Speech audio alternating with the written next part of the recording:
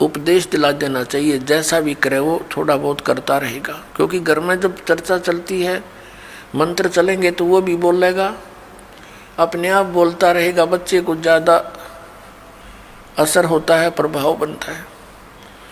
तो 3 वर्ष तक बच्चा माता पिता के आश्रित होता है।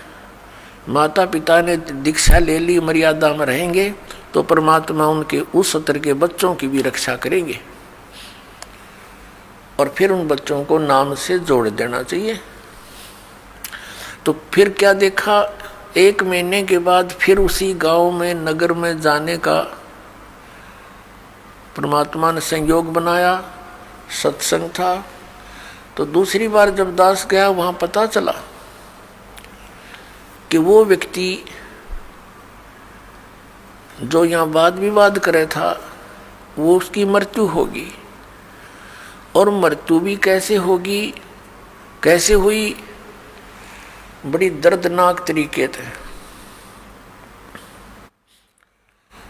उसका अपना एक कुआं था, इस साइड की बात है, बाडड़ा साइड की, हरियाणा की।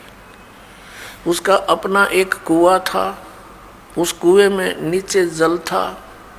कुएं में से वो ट्यूबवेल चलाते हैं, तो सारा दिन ट्यूबवेल चलाया, पानी कुछ नीचे चला जाता है। वो पानी नीचे चला गया कुएं का, और वो स्नान करने के लिए वो क्या करता था, उस कुएं में ही उसने नीचे पत्थर की पैड़ी सी लगा रखी थी, उन पर बैठकर स्नान करता था। जब कुएं का पानी भरा होता था तो वो ऊपर की पैड़ियों पर बैठकर वहीं नहा लेता था। और फिर क्या, उस दिन पानी गया नीचे उतर, और उसने सोचा इस नीचे वाली पैड़ी पर बैठकर नहा लूं, और दायरा कम से कम 5 फुट नीचे। उसने ध्यान किया नहीं, वो नीचे जाया तो उस पैड़ी पर काई लगी हुई थी, पैर फिसल गया और कुएं में गिर गया। उसने चेष्टा की पैड़ी को पकड़ने की, वो उसके हाथ की रेंज से बाहर हो गई और उसके अंदर वो डूब कर मर गया।